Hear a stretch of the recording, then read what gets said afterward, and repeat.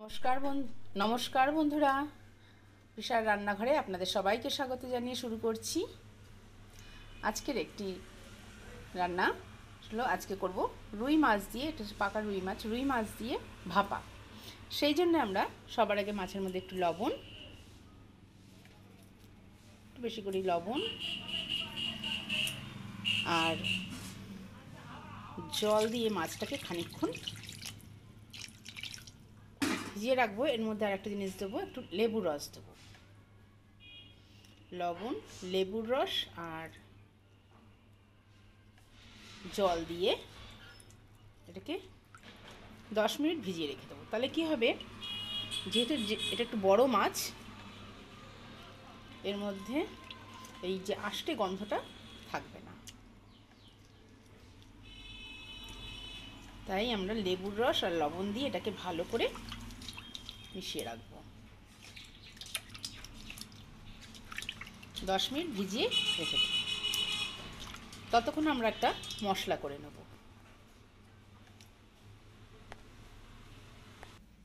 এখানে আছে 2 চামচ মতন জিরে, 1 চামচ সর্ষে, 2টো কাঁচা লঙ্কা আর 1 ইঞ্চি আদা।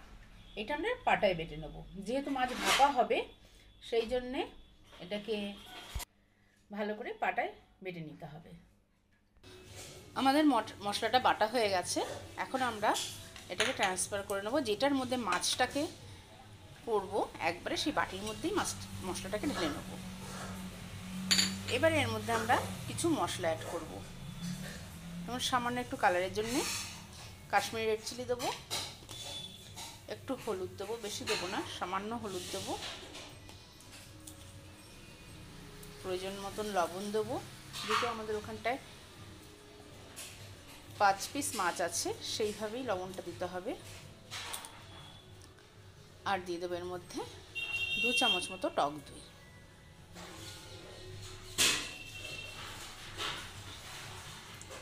দু চামচ মতন টক দই দিয়ে দেবো। দিয়ে এটাকে ভালো করে মিক্স করে নেব। একটু তেল দিতে হবে, সর্ষের তেল।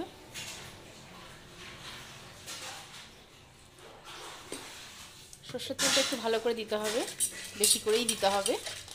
এবার এটাকে ভালো করে আমরা একদম যেন টক দইতে কোনো লাম্প না থাকে সেইভাবে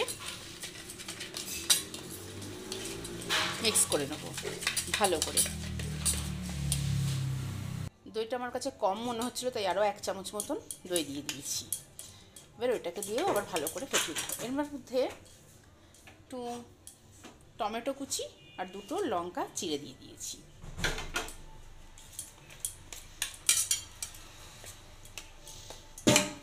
দিয়ে এটাকে ভালো করে একটু মিক্স করে নেব। এবার এর মধ্যে আমরা মাছগুলোকে দিয়ে দেবো, দিয়ে ভালো করে মিক্স করে দেবো।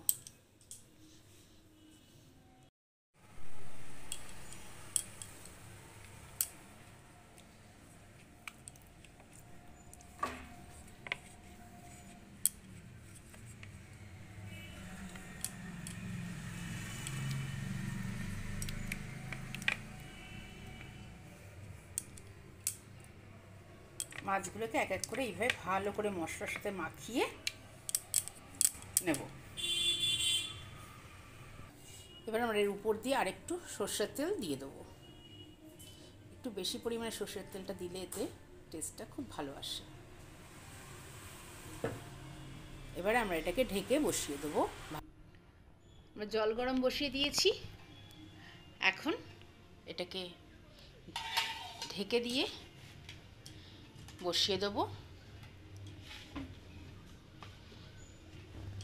জলের মধ্যে। বসিয়ে ঢেকে দেবো।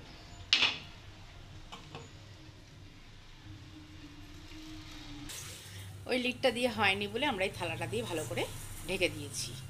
এবারে এখন 15 মিনিট মতন, 10 থেকে 15 মিনিট মতন এটাকে আমরা প্রথমে হাই ফ্লেমে হবে। যেই জলটা ফুটে উঠবে একদম গ্যাসটাকে লো করে দিয়ে, জল ফুটে উঠলেই গ্যাসটাকে লো করে দেবো। আমাদের জল ফুটে উঠেছে, এখন গ্যাসটাকে লো করে দেবো। লো করে দিয়েছি। এইভাবে এখনও 15 মিনিট এটাকে হতে দেবো। তারপরে আপনাদেরকে দেখাচ্ছি। 15 মিনিট হয়ে গেছে। এখন আমরা গ্যাসটাকে বন্ধ করে দেব। বন্ধ করে এটাকে আবার আমরা ঠান্ডা হওয়ার জন্য খানিকক্ষণ ঢেকে রেখে দেবো।